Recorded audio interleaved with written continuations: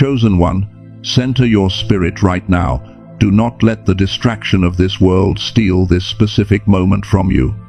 Logically, you should have broken 3 days ago. You should have turned bitter. You should have walked away. The fact that you are still standing, despite the betrayal, despite the silence, despite the exhaustion, is a spiritual anomaly. You think God is silent because he is absent? No. He is silent because he is stunned. You did not just pass the test. You confused the enemy and captivated heaven. The waiting room is closed. The verdict is in. And God's reaction to your victory is about to change your reality forever. Listen to me closely. This message has been trying to reach you for 72 hours. The enemy tried to distract you with drama, with sudden fatigue, with noise, with technical glitches, just to keep your thumb scrolling past this. But you broke through. You are here. And I need you to understand that this is not a YouTube video.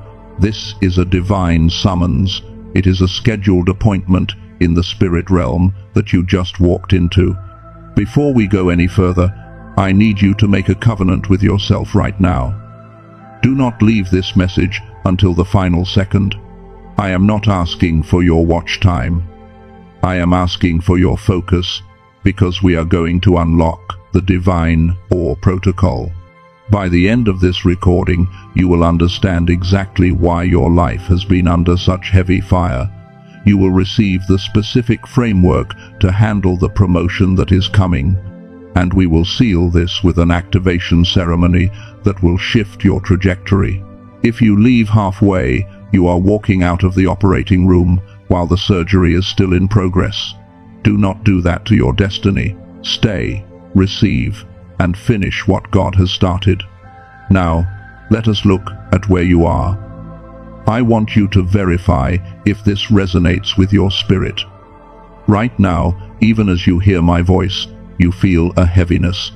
Not a spiritual heaviness, but a physical pressure, specifically right in the center of your chest, slightly to the left.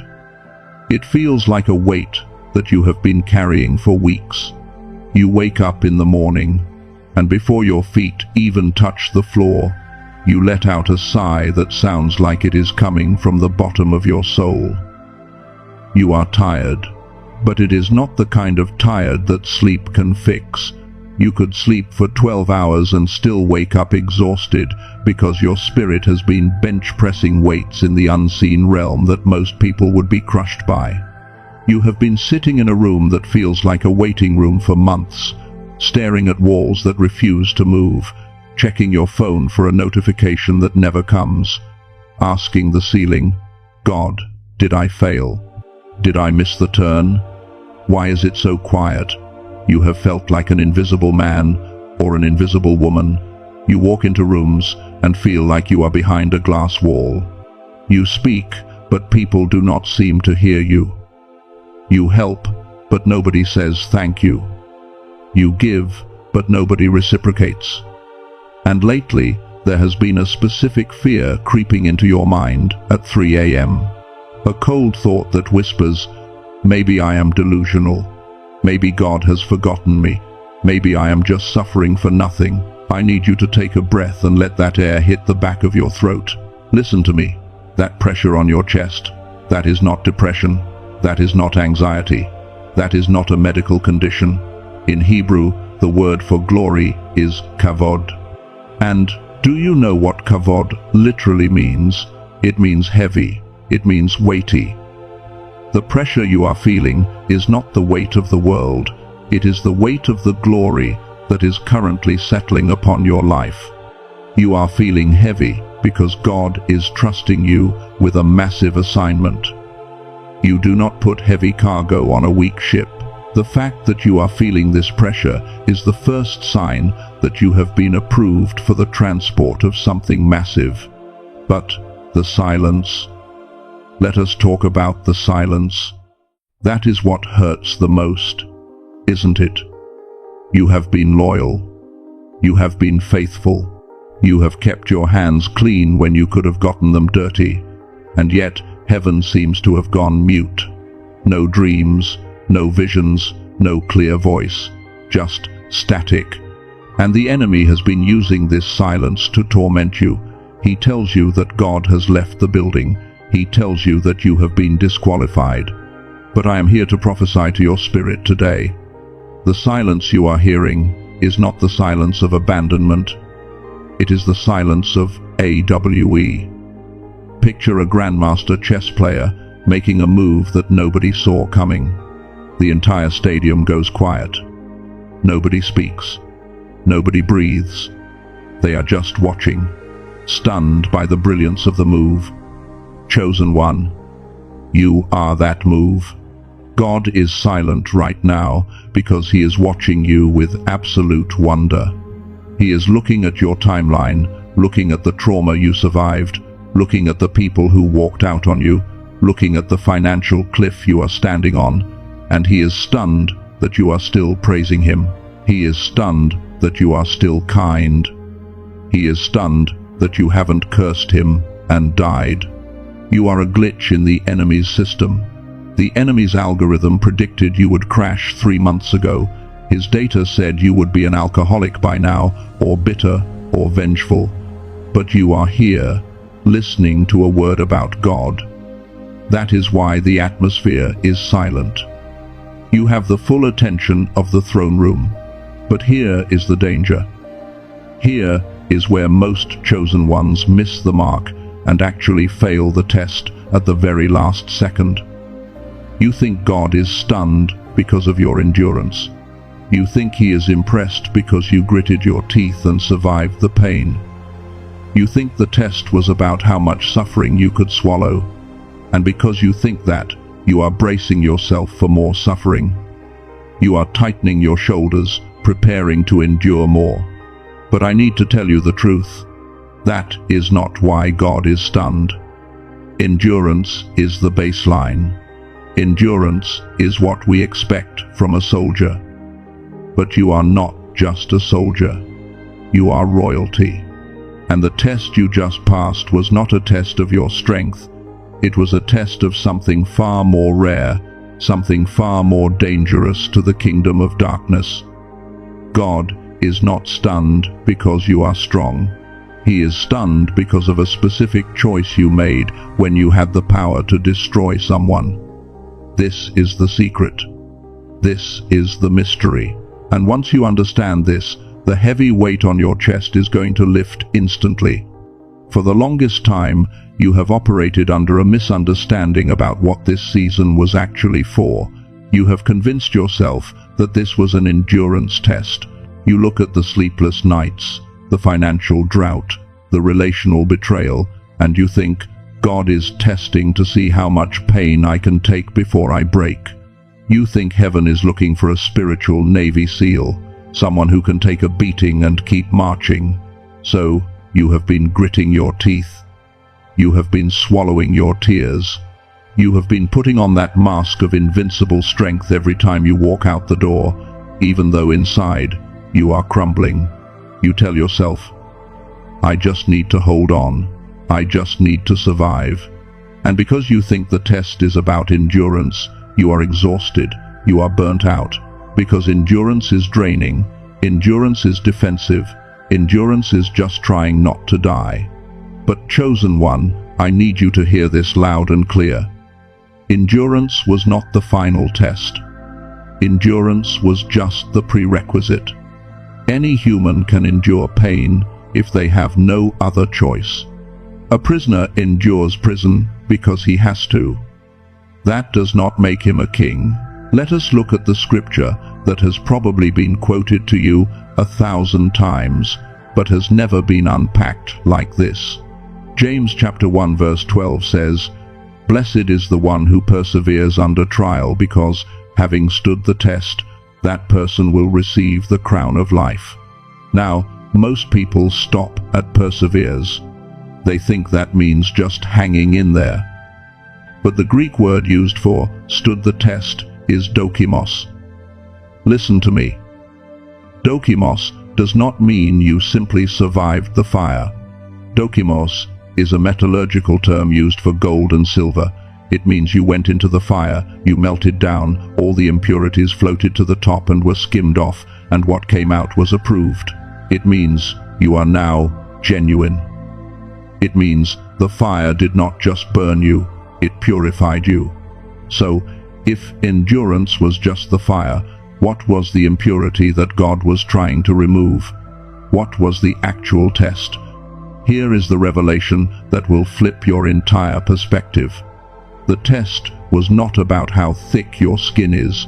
The test was about how soft your heart remained. The spiritual anomaly that has God stunned right now is not your strength. It is your mercy. Specifically, your ability to show mercy when you had the absolute power, the valid reason, and the perfect opportunity to take revenge. Let us zoom into that moment last week. You know the one I am talking about. Let us go back to that specific conversation or that specific text message thread. Your heart was racing. Your stomach was in knots. You were looking at the evidence of what they did to you. The betrayal was clear. The lies were blatant. And a voice in your head, a very loud, very logical, very human voice, screamed at you. It said, destroy them. It said, expose them. It said, send the screenshot. Tell the secret. Ruin their reputation like they ruined yours. You have the ammunition. You have the right. Do it. I know you felt that. It wasn't holy. It wasn't pretty. It was raw rage. It was the desire to see them hurt the way you hurt. That is the natural human reaction. That is the law of karma. An eye for an eye. A tooth for a tooth. But then, you did something that makes no logical sense. You did something that violates the laws of human nature. You paused. You felt that heat in your chest, but you did not let it out. You looked at the weapon in your hand, that damaging information, that cutting comeback, and you put it down. You deleted the draft. You walked away from the argument. You chose silence when you could have chosen violence. That moment right there, that specific split-second decision, that is what stunned God. That is the mercy anomaly. Because endurance is natural. Anyone fights for survival. But mercy when you are bleeding, mercy when the knife is still in your back, that is supernatural. That is not human behavior. That is divine DNA activating in a human vessel. When you chose not to strike back, you showed heaven that you are not just a survivor. You showed heaven that you can be trusted with power. Because if you cannot stop yourself from destroying an enemy when you are weak, God certainly cannot trust you with the power to destroy nations when you are strong. The test was never about whether you could take a punch. It was about whether you would throw one back. And you passed. You kept your heart soft in a season designed to make it stone hard. But I hear your thoughts spinning right now. I can hear the fear rising up in your throat. You are thinking, but if I show mercy, won't they just do it again? If I don't fight back, am I just being a doormat? Am I just letting them win? How do I show mercy to someone who is still holding a weapon against me? That sounds crazy. That sounds dangerous. That sounds like weakness. Actually, it is the ultimate form of power. But to wield it without getting destroyed, you need a strategy. There is an ancient paradox, a specific spiritual maneuver that King David used to turn his greatest enemy into his footstool without ever lifting a sword. It is called the Davidic paradox. And if you want to walk into your promotion tomorrow, you need to apply this immediately. To understand the Davidic paradox, I need you to mentally walk with me into a specific moment in history. We are going to 1 Samuel chapter 24. but we are not reading it from a comfortable chair. I want you to step into the scene. Imagine the smell of damp limestone and stale air. It is dark. It is hot. You are hiding in the back of a cave in the wilderness of En-Gedi. Your heart is pounding against your ribs, so hard you are afraid the sound will echo off the walls. You are David. You are anointed to be king. But right now, you are living like a rat, hunted by Saul, the man you served faithfully. Suddenly, the sunlight at the mouth of the cave is blocked. A silhouette steps in. It is Saul, the man who wants you dead. He is alone. He is vulnerable. He has come in to relieve himself, completely unaware that you and your men are just a few feet away in the shadows. Zoom into this moment. This is the ultimate test. It is not a battle. It is an execution. Your men are whispering urgently in your ear. They are saying, "Look, David, this is the day the Lord spoke of. He has delivered your enemy into your hand. Do it. End the misery. Take the throne." Listen to the logic. It sounds like prophecy. It sounds like God. It sounds like justice. Killing Saul would solve all your problems instantly. No more running. No more hiding. The kingdom would be yours. Every logical fiber in your body is screaming, "Strike now." But David does something that stuns the angels watching. He creeps forward, knife in hand. He gets close enough to hear Saul's breathing. He gets close enough to end it. But instead of slicing Saul's throat, he gently slices the corner of Saul's robe. Why the robe? In that culture, the hem of a man's robe signified his authority and his rank. By cutting the hem, David was saying, "I hold your reputation, I hold your authority, and I hold your life in my hand. I could take it all, but I choose not to." This is the Davidic paradox. The paradox is this: you do not win the throne by killing the king. You win the throne by sparing him. True power is not displayed when you destroy someone who is weaker than you. True power is displayed when you have the absolute ability to destroy them, but you choose to restrain yourself. So, how do you apply this to your life tomorrow morning? The Davidic paradox operates on two movements: restrain and release. Step 1 is restrain. This is the hardest thing you will ever do. It is having the nuclear codes and choosing not to push the button. In your life, the sword is not a metal blade. The sword is the screenshot you have on your phone right now. The sword is the secret you know about that co-worker who is sabotaging you. The sword is the scathing email you have drafted in your head. The enemy wants you to use the sword. He wants you to leak the secret. He wants you to post the screenshot. Because if you do, you might win the argument, but you will lose the anointing. You will lower yourself from a king to a brawler. Restraint means you look at the evidence that could ruin them, and you keep it in the dark cave. You cut the robe, meaning you let them know you know, or you acknowledge the truth to yourself, but you do not go for the kill. Step 2 is release. After David cut the robe, his conscience bothered him. Even that small act of vandalism felt like too much. He walked out and shouted to Saul, "May the Lord judge between you and me, and may the Lord avenge the wrongs you have done to me, but my hand will not touch you." That is the release. You are handing the court case over to the supreme judge.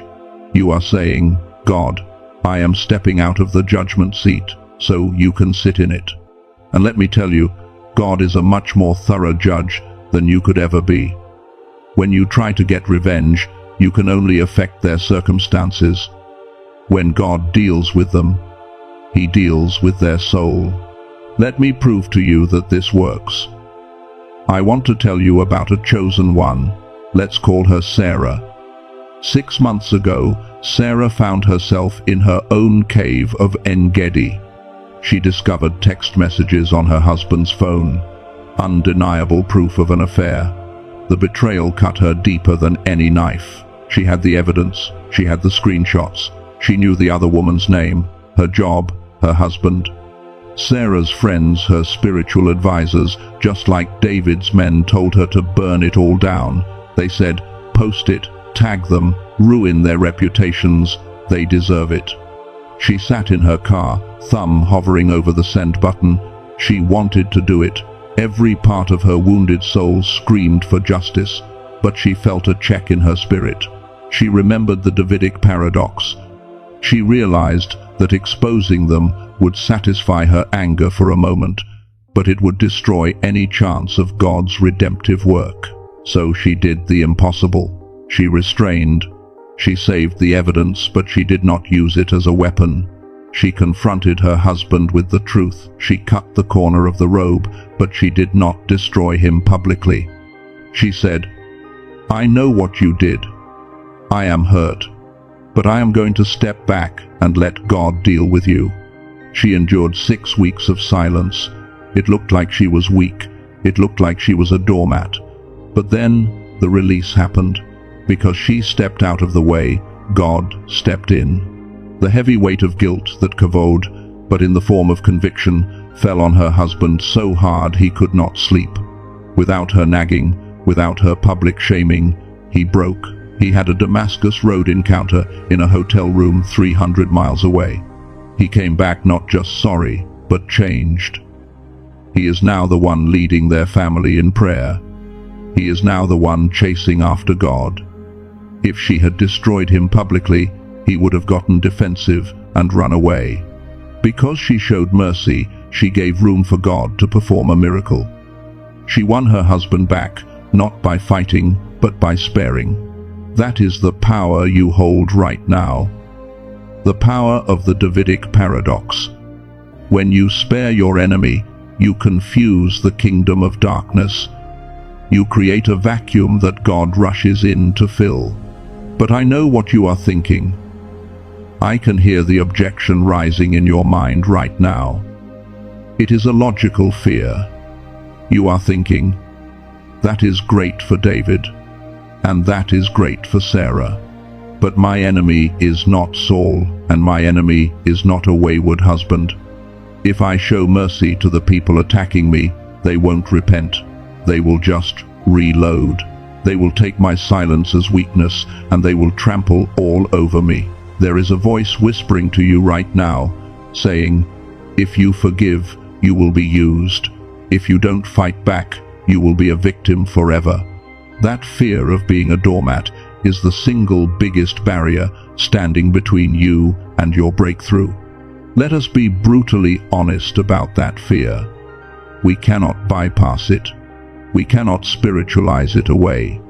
There is a knot in your stomach right now that is tightening because your survival instinct is screaming at you. It is saying, if I do not fight back, I am agreeing with their disrespect. If I stay silent, I am giving them permission to hurt me again. I do not want to be a martyr. I do not want to be a victim. I want to be respected, and I want to validate that feeling. It does not make you a bad Christian. It makes you a human being who has been hurt before. You have scars that prove that when you let your guard down in the past, people took advantage of you. So the idea of showing mercy feels like you are handing a loaded gun to someone who has already shot you once. But this fear comes from a fundamental mistranslation that has plagued the church for centuries. We have been taught that the opposite of revenge is weakness. We have been taught that being humble means being soft, passive, and harmless. Let me take you to Matthew chapter 5, verse 5. You know this verse. Blessed are the meek, for they will inherit the earth. When you hear the word meek, what do you see? A person with their head down, apologizing for their existence, someone who cannot defend themselves. That is why you hate the idea of mercy, because you think mercy makes you meek, and you think meek means weak. But the English translation fails us here. The word Jesus used was the Greek word praus. In the ancient Greek military culture, praus was not used to describe a weakling. It was a specific term used to describe a war horse. Imagine a stallion, 3,000 pounds of muscle, hooves that can crack a skull, teeth that can tear flesh, a creature designed for war, full of fire and fury. But when that wild stallion was trained, when it learned to submit perfectly to the bit in its mouth, when it learned to charge only when the rider commanded and halt only when the rider pulled back, that horse was called praus. It did not lose its strength. It did not lose its fire. It did not lose the ability to kill. It brought all that power under authority. Meekness is not weakness. Meekness is dangerous power that is fully under control. So when God asks you to show mercy to your enemy, He is not asking you to be a pony. He is asking you to be a war horse. He knows you have the screenshot. He knows you have the sharp tongue. He knows you could destroy their reputation in 5 minutes. The fact that you have that power is what makes your mercy significant. A harmless rabbit cannot show mercy because a rabbit has no power to destroy. Only a lion can show mercy. Only a war horse can show restraint. When you restrain yourself, you are not saying, "I am weak." You are saying, "I am so powerful, and I am so disciplined by the Spirit of God that I choose not to crush you, even though I can." That is not being a doormat. That is being a king. And this brings us to the most important pivot of your entire journey. This is the truth that changes everything. This is the revelation that will snap that heavy chain of people-pleasing off your neck right now. Why are you so afraid of looking weak in front of your enemy? Why does it bother you if they think they won? Why does it burn you up if they smirk at your silence? It is because you think they times are the audience. You are living your life like you are on a stage, and you think the people in the front row are your enemies, your ex-friends, your doubters, and your haters. You are performing for them. You are trying to prove your innocence to them. You are trying to show your strength to them. And because they are the audience, their reaction controls your emotions. If they clap, you feel good. If they boo, you feel bad. If they smirk, you get angry. But I need you to close your eyes for a moment. Do not change your posture. Just shift your mental gaze. I want you to visualize that stage again. But this time, look past the front row. Look past the critics. Look past the people who betrayed you. The lights go up, and you realize that the auditorium is not empty. It is not filled with your enemies. It is filled with heaven. Hebrews chapter 12, verse 1, tears back the curtain of our reality. It says, "We are surrounded by so great a cloud of witnesses." This is not a poetic metaphor. This is a spiritual reality. The Greek word for cloud here suggests a massive, dense crowd filling a stadium. Who is in that stadium? Who is watching you right now? David is there. He is leaning over the railing, watching you in your cave moment. He knows what it feels like to hold the knife, and when you choose mercy, he is not thinking you are weak. He is roaring with approval. He is pointing at you and saying to the angels, "Look, that is the spirit of a king." Joseph is there. He is watching you deal with the betrayal of your brothers. He knows the pain of the pit. When you refuse to get bitter, he is standing on his feet in glory, cheering you on because he sees his own DNA in you. Stephen is there, the first martyr who prayed for his killers while stones were crushing his skull. He is watching you pray for those who persecute you, and he is saying, "That is it. That is the power that overcomes the world." And in the center of them all, standing at the right hand of the Father, is Jesus, the one who stood silent before Pilate, the one who said, "Father, forgive them," while the nails were being driven in. He is your audience, not your boss, not your ex, not the person who lied about you. They are just extras in the movie. They are just props on the stage, used to test your character. Why are you so obsessed with the opinion of the props? Why are you trying to win an argument with an extra? The only eyes that matter are the eyes of the director. The only applause that counts is the applause of heaven. When you realize this, the trap snaps open. You become free. You can look at your enemy and smile, not because you agree with them, but because you no longer need their validation to know who you are. You can embrace the silence, because in the silence you can hear the roar of the cloud of witnesses. You are not performing for the world anymore, chosen one. You are performing for an audience of one. And right now, that audience is on the edge of his seat. He has seen your endurance. He has seen your struggle. But now, he is waiting for the finale. He is waiting to see if you can execute the move that only a true child of God can execute. When you realize God is the only spectator that matters, the script of your life flips. You stop reacting and you start strategizing. You stop fighting like a survivor and you start operating like a sovereign. God is waiting for 3 specific actions from you on this stage. 3 moves that signal to the heavens that you are ready for the transfer of power. I call this the Divine R Protocol. And if you do these 3 things, starting tomorrow, you will force a shift in your reality that no devil can stop. The Divine R Protocol is not a suggestion. It is a spiritual law.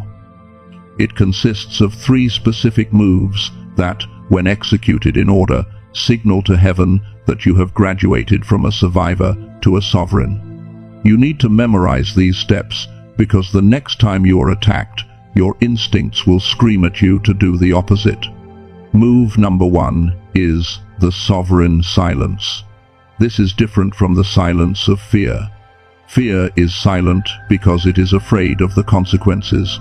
Sovereign silence is silent because it knows the outcome. Look at Jesus standing before Pilate. Pilate had the authority to kill him. Pilate was asking questions, demanding answers, trying to get Jesus to defend himself. But Jesus gave him no fuel. He stood in absolute, deafening silence. Why? Because a defendant argues his case, but a king declares his will. When you argue with your accuser, you are stepping down from your throne to stand in the mud with them. You are validating their accusation by dignifying it with a response. The next time someone lies about you, or misrepresents you, or attacks your character, your first move is to lock your lips. Do not explain. Do not defend. Do not clarify. Let the lie hang in the air. When you refuse to defend yourself, you are forcing God to be your defense attorney. And he has never lost a case. Move number 2 is the table. This comes straight from Psalm 23 verse 5. You prepare a table before me in the presence of my enemies. We quote this all the time, but we miss the strategy. Notice the location of the table. It is in the presence of the enemy. The enemy is still there. He hasn't been removed yet. But God has set a table of abundance right in front of him. Here is the strategy. You cannot eat and fight at the same time. If you leave the table to go fight the enemy, you starve. If you stay at the table and eat the blessings God is giving you, the enemy has to watch you prosper. The greatest revenge is not destruction. It is visible acceleration. Your move is to focus so intensely on your assignment, your growth, and your business that you treat the enemy like furniture in the room. You don't talk to the furniture. You don't fight the furniture. You just eat. Move number 3 is the hardest one. This is the nuclear option. It is the blessing. Jesus said, "Bless those who curse you." This is not a poetic sentiment. It is a strategic weapon. When you bless an enemy, you create a spiritual short circuit. Their curses operate on a frequency of hatred. When you release a blessing, you release a frequency of love. Darkness cannot comprehend light. It confuses the demonic spirits operating behind that person. I want you to do this mentally right now. I want you to bring the face of the person who has caused you the most pain into your mind. See them clearly. Now, instead of imagining them being punished, I want you to imagine a beam of light hitting them. I want you to say in your spirit, I bless them. I bless their finances. I bless their health. I release them from my judgment. Feel the resistance in your gut. That is your flesh dying. Push through it. When you bless them, you are breaking the tether that ties you to their dysfunction. Does this actually work in the real world? Let me tell you about Michael. Michael is a high-level creative director who watches this channel. About 8 months ago, a new manager came into his department. This manager was insecure, manipulative, and threatened by Michael's talent. It started small. The manager would leave Michael off important email chains. Then he started taking credit for Michael's ideas in meetings. Then came the sabotage. The manager presented a project to the CEO that Michael had spent 3 months building, and he put his own name on the cover. He completely erased Michael's contribution.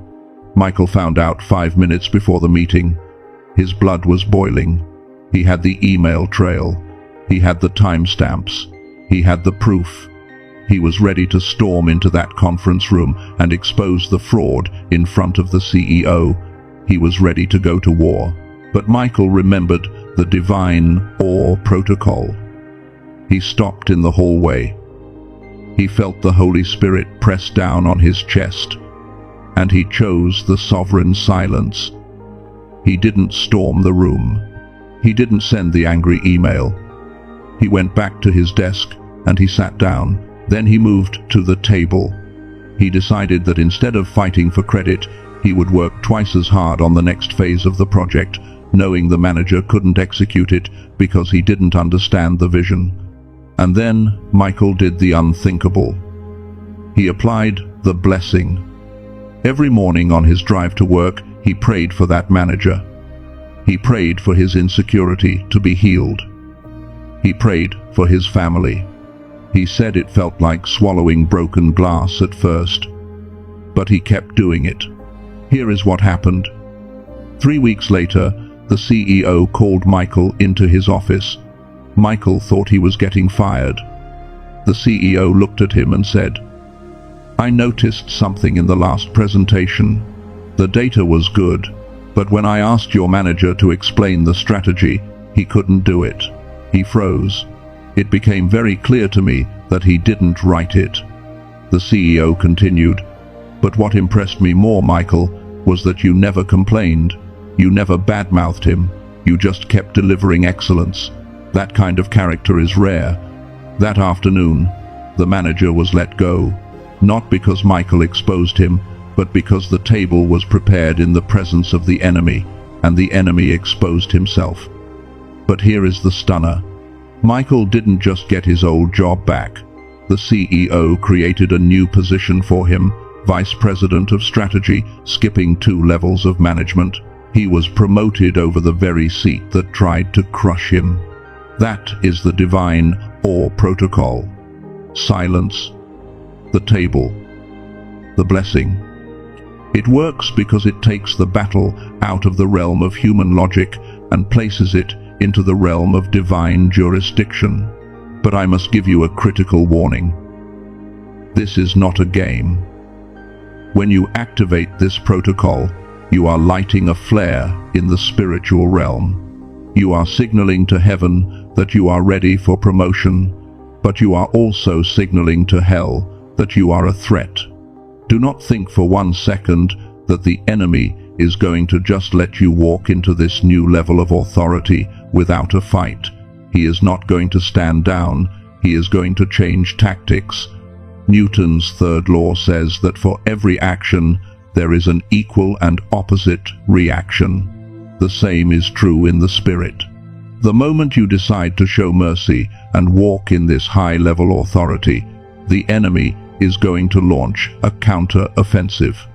I have seen this pattern in thousands of chosen ones. Within 40 days of activating this protocol, 7 specific forms of confrontation will show up at your door. These are not random bad days.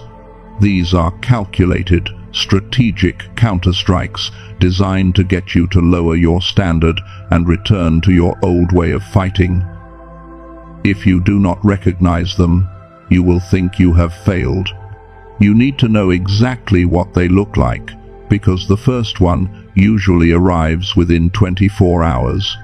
The first counterstrike usually arrives within 24 hours of you deciding to walk in mercy. Do not sleep on this. You need to understand the mechanics of the spirit realm to survive what is coming next. Why does the enemy attack you more intensely when you forgive than when you fight? It is simple economics. The kingdom of darkness feeds on low vibrational energy. It feeds on strife, bitterness, offense, and revenge. When you engage in a conflict, when you argue, when you plot revenge, you are literally setting a dinner table for demonic spirits. You are feeding them. But the moment you choose the divine hour protocol, the moment you choose silence, the table, and the blessing, you cut off their food supply. You starve the enemy out of your environment. And a starving predator is an angry predator. He is not going to leave quietly. He is going to try to bait you back into the fight so he can eat. For the next 40 days, you are entering a high alert zone. The enemy is going to launch what I call the 7 counter strikes. These are 7 specific traps designed to trigger your ego and make you pick up the sword you just laid down. I cannot cover all 7 in this moment, but I must warn you about the 3 deadliest ones. If you fall into these, you abort your promotion immediately. Trap number 1 is the victim bait. This usually comes in the form of a reactivation text message or a sudden, unexpected disrespect from a third party. You will be feeling good, feeling holy, walking in your peace, and suddenly the person you forgave will do something petty, or a random stranger will be rude to you. The enemy is fishing. He is dangling a hook in front of your face to see if you will bite. He wants you to say, "See, I tried to be nice, but it didn't work. They don't deserve my mercy." He wants you to slip back into the victim mentality, because once you are a victim, you lose your power as a king. When this happens, and it will happen, do not react. Recognize it as bait. Look at the hook and swim right past it. Trap number 2 is the gossip trap. This is subtle. You will feel an overwhelming urge to tell someone about what you did. You will want to call your best friend or your mother and say, "You won't believe what they did to me, but I was the bigger person. I forgave them, even though they were terrible." Stop. That is a trap. The moment you pick up the phone to vent, you are leaking your power. You are looking for validation from people instead of God. You are trying to get the glory for your humility. True mercy is silent. If you have to broadcast your forgiveness, you haven't actually forgiven. You are just posturing. Keep your mouth shut. Let this be a secret between you and God. The more you talk about the wound, the longer you keep it open. Trap number 3 is the most dangerous of all. It has killed more destinies than sin ever could. It is the pride trap, or the spiritual ego. We see a terrifying example of this in Luke chapter 18. Jesus tells a parable about a Pharisee and a tax collector. The Pharisee stands in the temple, looking confident, looking holy, and he prays, "God, I thank you that I am not like other people, robbers, evildoers, adulterers, or even like this tax collector. Do you see the trap? He is doing the right things, but his spirit is toxic. He is using his righteousness as a weapon to look down on others. When you start applying the divine or protocol, you are going to feel a shift. You are going to feel powerful. You are going to feel cleaner and higher than the people attacking you. And right there, in that moment of victory, the enemy will whisper, "Look at how holy you are. Look at how spiritually mature you are compared to those low-level people." If you agree with that whisper, you become the Pharisee. You develop a spiritual ego. You start treating people with condescension instead of compassion. And the moment arrogance enters your heart, God resists you. You passed the test of mercy, but you failed the test of humility. So, how do you win this confrontation? How do you survive the next 40 days? You must become a sniper against your own ego. When the urge to play the victim rises up, shoot it down with gratitude. Say, "I am not a victim, I am a victor." When the urge to gossip rises up, shoot it down with silence. When the urge to feel superior rises up, shoot it down with the fear of the Lord. Remind yourself that you are only standing by the grace of God. You are in a spiritual war zone right now, chosen one. The enemy is throwing everything he has at you because he knows what is waiting for you on the other side of this transition. He knows that if you can hold this standard of mercy for just a little while longer, he loses his legal right to access your life. Stand your ground. Do not take the bait. Do not pick up the phone. Do not look down on your enemies. Keep your eyes on the audience of one.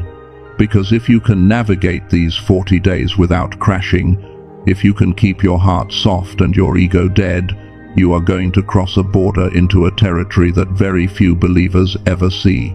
You are going to walk into the reward. And I am not talking about a pat on the back. I am talking about a specific ancient Hebrew concept of restoration that goes far beyond just getting your stuff back. It is called shalom. And when you understand what shalom actually means, you will realize that everything you lost was just a down payment for what is about to arrive. Before we command the blessing to fall, we must prepare the vessel to hold it. I told you about shalom, the restitution that is coming, but hear this warning. If God pours the heavy weight of his glory into a vessel that is still cracked by trauma or leaking with bitterness, the blessing will not sustain you. It will crush you. You cannot put new wine into old wineskins. So, this first phase of our activation is not about asking for things. It is about transfiguring you. We are going to do deep spiritual surgery right now to reinforce your internal structure so that when the promotion hits, you stand unshakable like Mount Zion. I need you to shift your focus inward. We are moving from information to impartation. This is the moment the ink dries on the contract of your destiny. Wherever you are, whether you are driving, resting, or working, I want you to posture your spirit. Visualize your internal man standing up. You are no longer slumped over in defeat. Your spiritual spine is straight. Your head is lifted. You are standing at the gates of the Supreme Court of Heaven. Take a deep breath in through your nose. Visualize that you are inhaling the Ruach, the breath of God. Hold it. Let it circulate through your memories. And as you exhale, I want you to forcefully push out the residue of the waiting room. Push out the disappointment of the last 3 years. Push out the echo of the names they called you. It has no place here.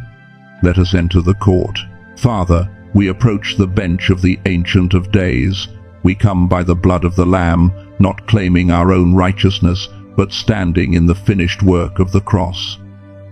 I present this chosen one to you. You know their frame. You have counted their tossings and turnings. You have collected every tear in your bottle. Lord, the enemy said they would break. The enemy bet that betrayal would turn them into a monster. But you are the witness that they chose mercy. You are the witness that they held the knife of David and chose not to strike. And now we ask for the sanctification of the vessel. By the authority of my office, I begin the sealing process. I place my hand over your spiritual eyes. I seal them against the illusion of fear. I command that from this day forward, you will no longer see the size of your giant. You will only see the size of your God. When the enemy tries to show you a hopeless picture, these eyes will blink and see the chariots of fire surrounding you. I activate the sealing of vision. I place my hand over your spiritual ears. I seal them against the frequency of gossip and the whispers of accusation. I declare that the voice of the stranger you will no longer follow. I tune your hearing to the frequency of the throne room. You will hear the solutions before the world hears the problems. You will hear the strategy before the enemy launches the attack. I activate the sealing of hearing. I place my hand over your mouth, the gate of your authority. I seal the Davidic paradox upon your lips. I command the grace of silence to fall upon you. You will no longer leak your power by explaining yourself to people who are committed to misunderstanding you. Your tongue will be a tree of life, not a sword of destruction. When you speak, heaven moves. When you are silent, heaven roars. I activate the sealing of utterance. And now, I lay my hand over your heart. This is the most critical seal. I seal the mercy anomaly into the fabric of your emotional DNA. I bind the spirit of offense that tries to attach itself to you. I declare that your heart is becoming Teflon to offense. The arrows of betrayal will hit you and slide right off. You will not carry the baggage of yesterday into the brightness of tomorrow. I declare that you have the heart of a king, soft enough to love, but strong enough to rule. I declare that the divine R protocol is now your default operating system. You will no longer react, you will respond. You will no longer fight for a seat at the table, you will prepare the table. You will no longer curse the darkness, you will bless the light until the darkness suffocates. Chosen one. Feel the armor settling on your shoulders. Feel the shift in your posture. You are not the same person who clicked on this video 20 minutes ago. The victim has died. The survivor has retired. The sovereign is rising. You are now a sanctified vessel. You are cracked no more. You are leaking no more. You are ready to hold the weight of what is coming next. Keep your spirit standing. Do not disconnect.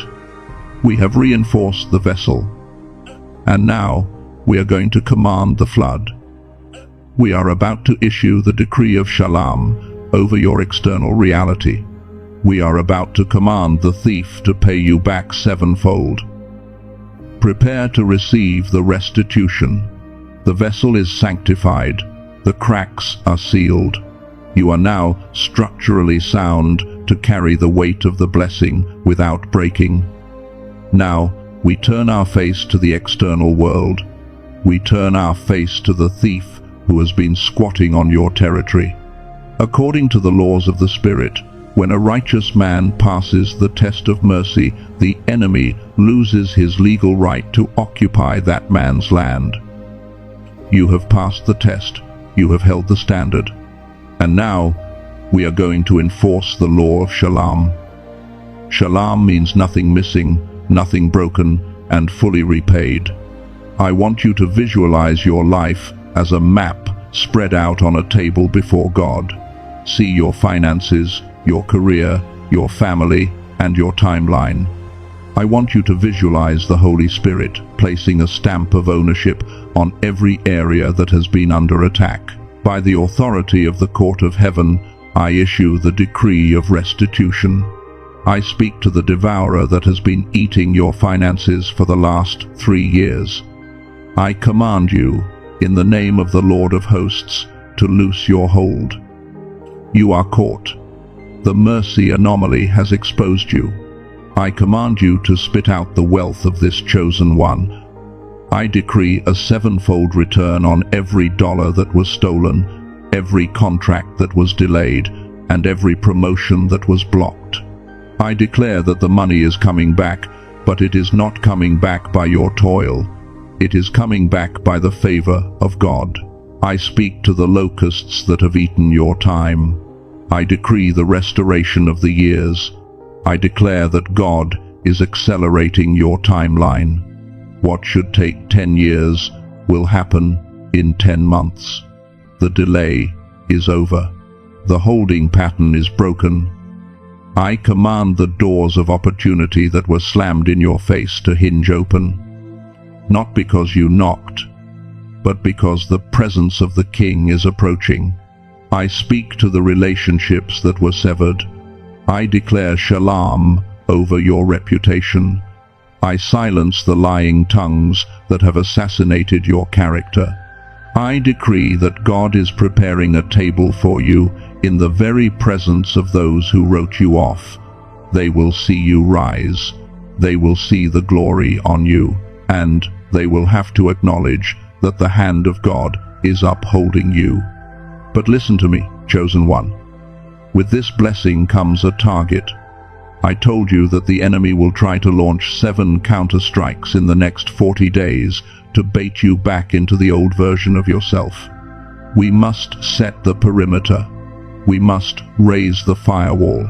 I want you to mentally visualize a ring of fire surrounding you right now. This is the boundary of the Holy Spirit. I decree a shield of protection over your mind for the next 40 days. When the bait of offense comes, I declare that it will burn up before it touches your emotions. I bind the backlash. I declare that no weapon formed against you shall prosper, and every tongue that rises against you in judgment you shall condemn. I forbid the spirit of sabotage from touching your harvest. You will not lose this blessing. You will not fumble this promotion. You have the wisdom to steward what God is pouring out. I declare that you are invisible to the demonic realm when you sleep, but you are a terror to them when you pray. The enemy will look for the old you, the weak you, the bitter you, but he will not find you. He will only find the meek warhorse clothed in the armor of light. Now, we come to the final moment, the commissioning. You are no longer a recruit.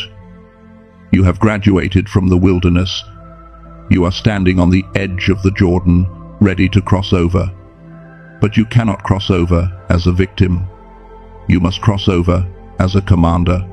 I am going to ask you a question, and I want you to answer it with every fiber of your being.